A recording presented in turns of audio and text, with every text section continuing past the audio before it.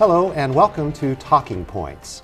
I'm Dave Kelly, Director of Advanced Media Production at Cal State Long Beach. My guest today is Dr. Carlos Silveira. Dr. Silveira is a professor of art education.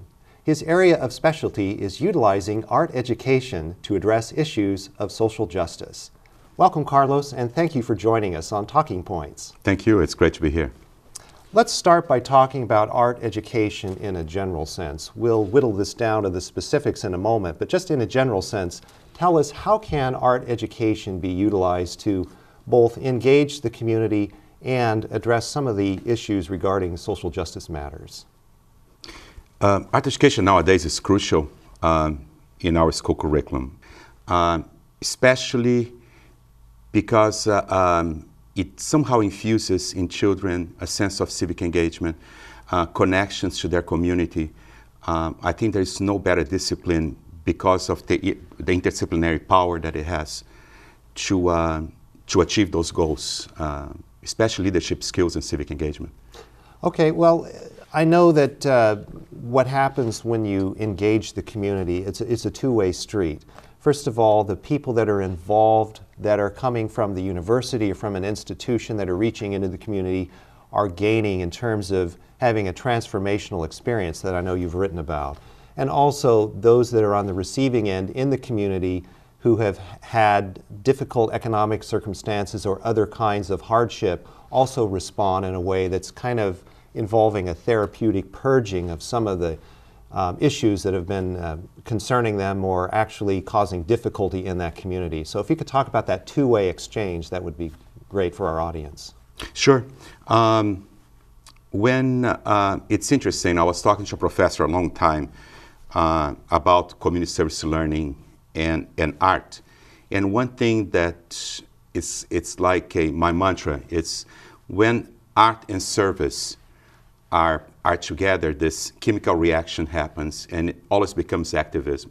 Art provides children and also provides teachers, my students, for example, when they teach in the community, a reflective component of what you are doing to express your voice. You have the freedom of expression to express your voice, and you have a reflective component that allows you pretty much to be aware of the needs of the community, aware of social justice, aware of your what you can do to be a leader. And you see that over and over when we work with children, especially in the public school system. And you typically utilize students in your courses at Cal State Long Beach to engage in community service learning, which is what you've just been talking about. And so students from your courses will go out into the community, either locally or abroad, because you've done a number of projects abroad, and we'll talk about that in a moment. But what they do is they go out and they work with people in those communities, and they are experiencing what you've referred to as a transforming experience. And what your goal is for the students at least, is to have them become globally engaged citizens. What is a globally engaged citizen? First of all, I mean, one of the things that I tell my students is that there'll be future teachers in middle school and high school. There'll be art teachers. I think one thing that I stress, no matter how hard they work to get their credential to become teachers, the most important aspect that they need to be aware of it is compassion, have a sense of compassion. They will never be able to be good teachers if they don't have the sense of compassion, especially the way our schools are crumbling nowadays. So this is the most important aspect that I try to emphasize, and that's why all my classes have a service learning component. They need to have an understanding of that. And you have pretty much this knowledge come from John Dewey, from Paulo Freire, this aspect of learning by doing, learning by going to the community and having a better understanding of what compassion is. The whole aspect of global awareness comes from Paulo Freire, who wrote The Pedagogy of the Oppressed. One of my gurus, I mean, John Dewey is the other one. But Paulo Freire addresses that our goal is to become world citizens, global citizens, when we don't see the world anymore with boundaries and frontiers, but basically what ways we can do. This will be the true awareness when you disregard boundaries anymore and you work with human beings as a whole globally, understanding that. As part of that is also the term critical consciousness. I know that's an important aspect of this. So if you could define for us what critical consciousness means. Yes, I always tell my students that critical consciousness is a combination of critical thinking and civic engagement. It's when you, for example, you can develop a curriculum that when your classroom becomes a democratic forum with your students, that you allow those students to even negotiate the curriculum with you, but you have a voice. To be reflective about our times. So critical consciousness, according to Paulo Freire, is when students feel empowered to be able to contribute to society, when they become knowledgeable and aware that they are important pieces in our democracy, that they have a say, that they pretty much can act and can be effective in doing this. So it's a model that was somehow developed primarily for developing countries, but nowadays it's a model that we're becoming more and more aware as educators here in the United States. There's something that you wrote about, and I'm going to quote you here and you can respond to the quote. You wrote that through art, students can move the soul while also encouraging global awareness. What did you mean by that? Because art is a language that goes definitely beyond boundaries. Cambodia, for example, is a good example. When I take my students to Cambodia every year, of course there's the language obstacle, but art is so much more powerful than just, the language is not an obstacle anymore. I think the power that kids have by expressing themselves, the power that art has to heal, especially a lot of kids who work in Cambodia have post-traumatic stress disorder, goes beyond language barriers. And I think this is, I mean, my students can have an understanding very clearly when they go to Cambodia that definitely in terms of communication, art pretty much goes beyond those language barriers. So it's definitely a tool that globally is very powerful. And why don't we talk about Cambodia for a few minutes? You have started a course for the, I think it's called Art and Social Action in Cambodia, where you take students for about 3 weeks in January to Cambodia and they engage with children that are in some of the orphanages and some of the other places where the children are being taken care of. Talk a little bit about that. What happens when those students from Cal State Long Beach go over to Cambodia, and what happens with the students, the young children that they're working with in Cambodia? Talk about that interaction and what actually goes on. It's quite a powerful interaction. A lot of research has been done in terms of full immersion international service learning courses when students are able to go to a certain country and they develop international service learning program with kids or with youth from those countries with a social justice component. The transformation happens in both ways. What I was not expecting when we started this program is that the transformation among my students will be that powerful. But I think from my students' point of view, in those 3 weeks in Cambodia, they, especially in a social justice program setting, they question pretty much their lifestyles here. They question even capitalism. They question everything. They question their friendships when they come back. I think they are somehow put in a situation that they see a lot of inconsistencies in their lives. I did when I went for the first time. And I think it's a very powerful aspect. When they came back, I thought it would be just this reaction wouldn't last that long. But it's still, I mean, I have students that went in 2005 and they're still on fire. Their careers have changed. they have a much better sense. They develop critical consciousness by going to Cambodia. I think in a global level, I think it was a very powerful thing. As far as the youth and the children we work with, we can see clearly the power that art has to heal. They keep asking us to come every day and so on. And one of the things that we still are working on, in what ways we can make this program sustainable, because we see the clear benefit for those kids when you provide the arts as a channel, as a venue for them. And again, as I said, a lot of them have PTSD, a lot of them are orphans. In what ways this is extremely beneficial for those kids? What kinds of things do the students do, the Cal State Long Beach students do when they're interacting with these They are in kids? charge, it's part of Art and Social Action Cambodia, is part of, it's a course, Art 375. And basically they are required to design and implement 3 art projects that I somehow overview.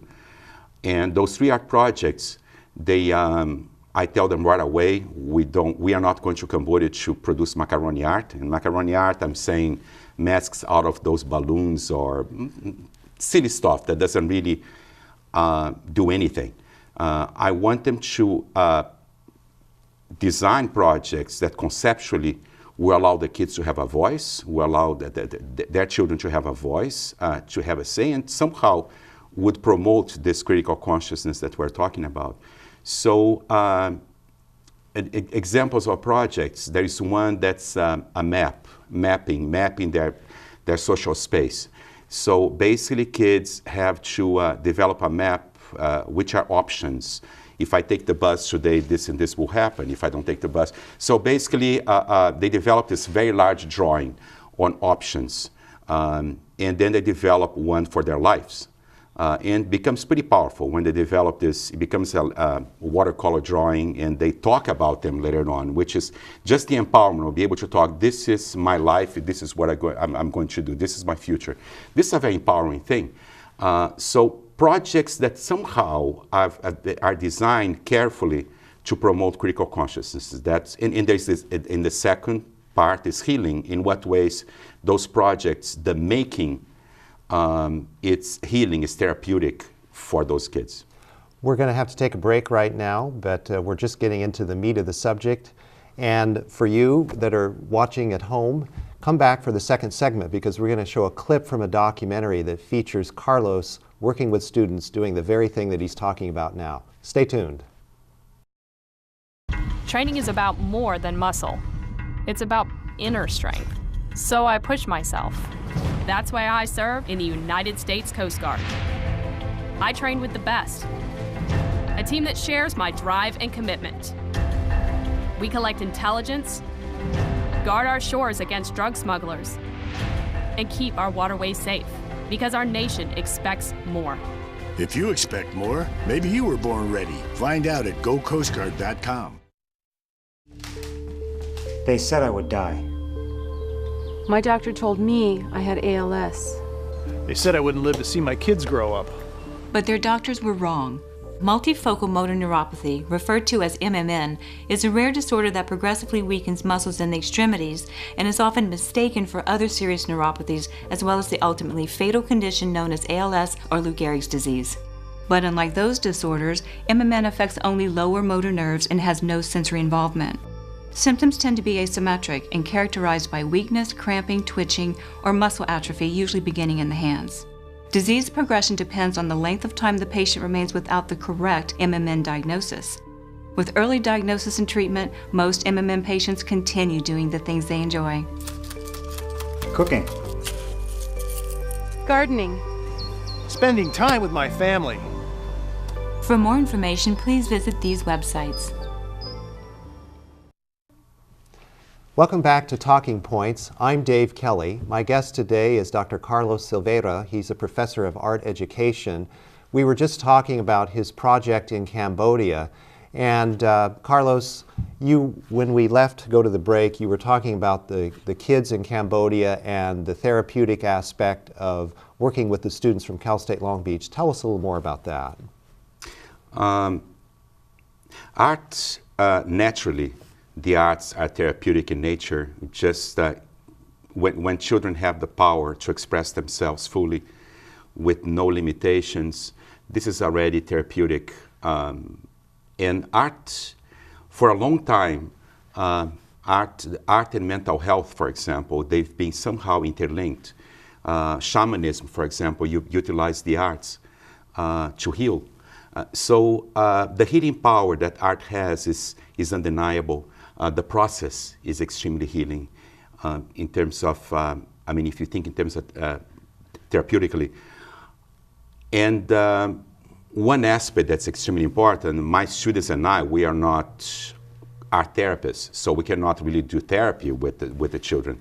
What we can do, we can be nurturing. We can pretty much, as artists, engage them in the process that's healing and be nurturing with them, listen to them. And also another important aspect that we try to infuse in our projects is the whole aspect of play. Play in our schools, for example, is being erased completely.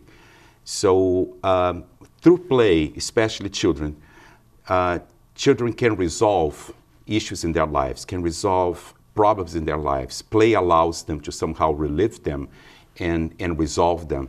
So this combination of art and play is extremely important for children that our curriculum doesn't offer anymore. And that's what we try to offer to those kids. Okay, I promised before the break that we'd take a look at a clip from a documentary that featured Carlos Silveira and his class in Cambodia working with the kids there. So we're going to take a look at that clip now. It's a condensed clip from the documentary, and I think you'll find this clip interesting. This is the opportunity that PUC student, myself, and Cambodian kid can know how, how art can help us to express our feeling, It's great. We're going to use art as a tool for this emotional healing we are hoping to touch in those kids. What about here? Can you? It's far, isn't it? There's no way to do it. Let's see another way. So the first time we had drawings and paintings, and the first thing that we worked on is who I want to be when I grow up. Visnuk wanted to be a pilot, an airplane pilot. And he had this airplane, that he knew to draw so well already. And he put himself in there, and Visnuk written on the airplane, like Visnuk Airlines. Or if you put it like right here.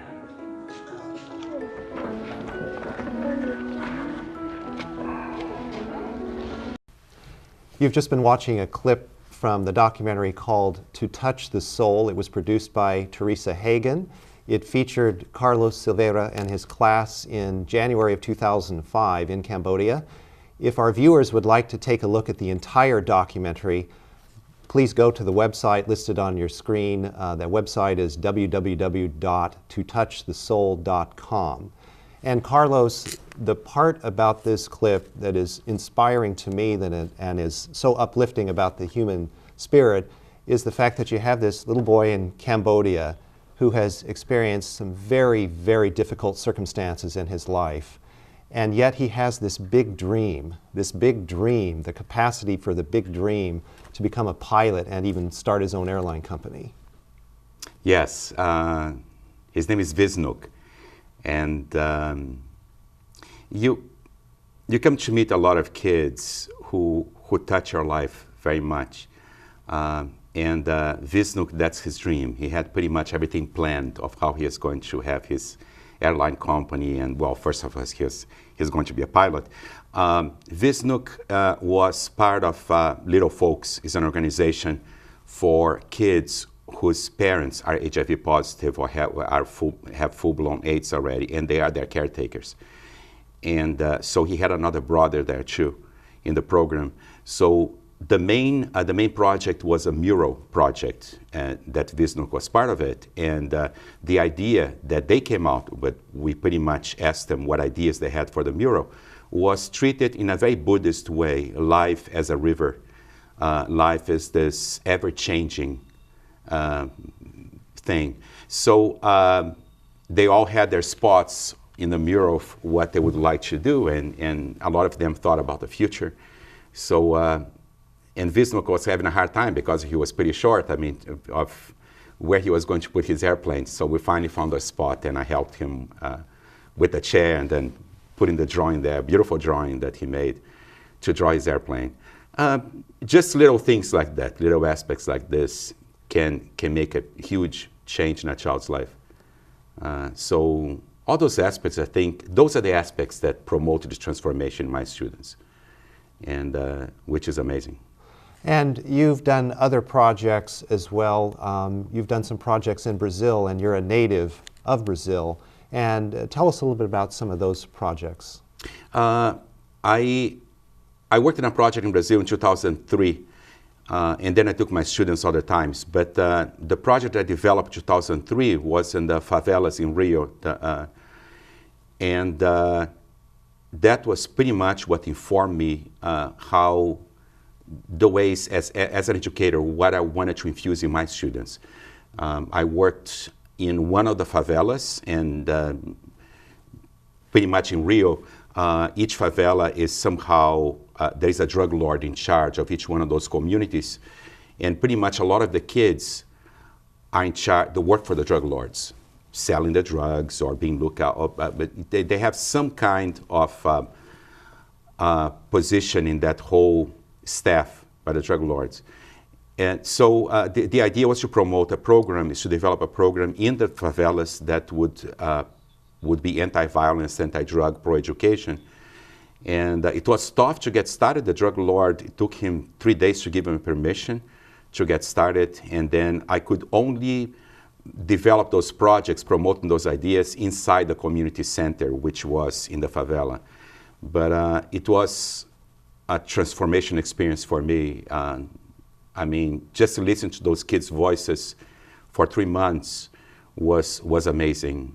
And that pretty much informed what I wanted to do here when I came back with my students.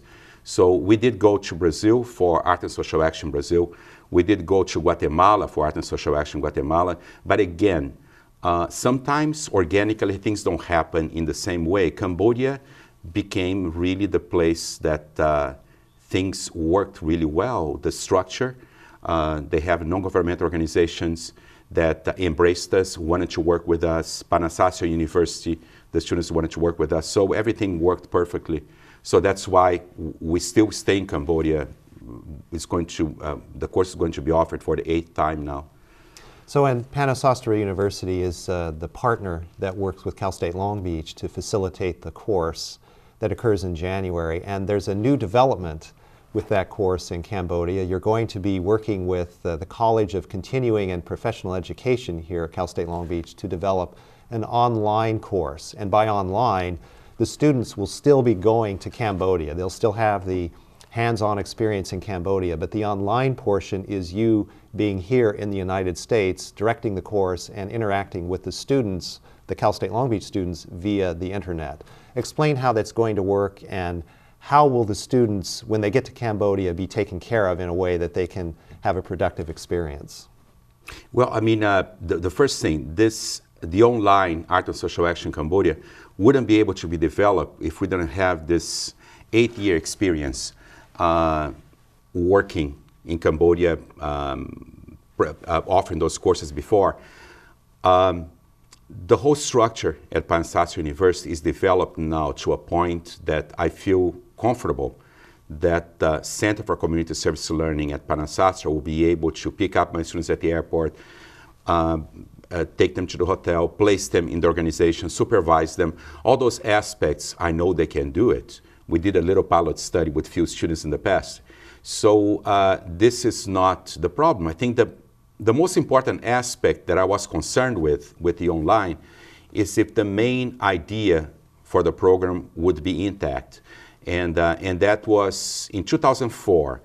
I was in charge of developing an international service learning component for Cal State for service learning programs. And the idea was worked quite well in Cambodia because Panasasio University's classes are taught in English. My students could go to the organizations in Phnom Penh with Cambodian students, so the language barrier wouldn't be a problem. They're going groups of 4, 2 Cambodian students, 2 American students. The Cambodian students are the translators when it's needed. So everything worked perfectly. In what ways we can develop a program like this, that the language is not an obstacle. So for 7 years, we did it.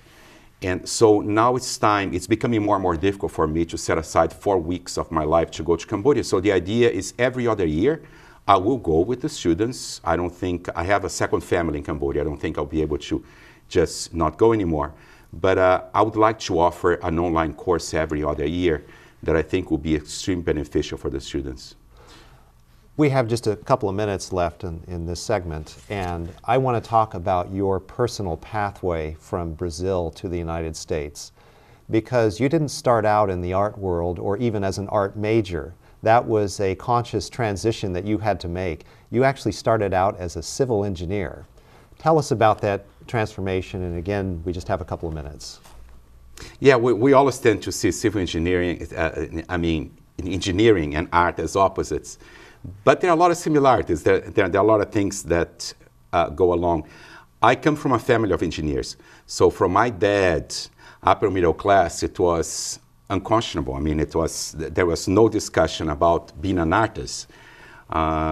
Because in a developing country, according to him, the stereotype of being an artist and starving.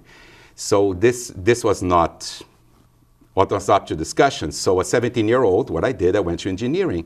I finished it, the program. I was working as an engineer for a while. But I think when you approach your 30s, you realize that you need to bring meaning to your life. So how did that happen? We've only got a minute left. 3 professors from Northern Illinois University were in Brazil. When they saw my work, I was a weekend artist. They saw my work and invited me to, they gave me a scholarship to NIU to an MFA program. And that's how everything started. And I have no regrets, actually. I'm a late bloomer. I started when I was almost 30, all over again. Well, thank you for joining us on today's show, and thank you especially for helping to develop that critical consciousness that will inform the globally engaged citizens of the future. And thank you for joining us on Talking Points. Join us again for another edition. Until then, I'm Dave Kelly. Have a great day.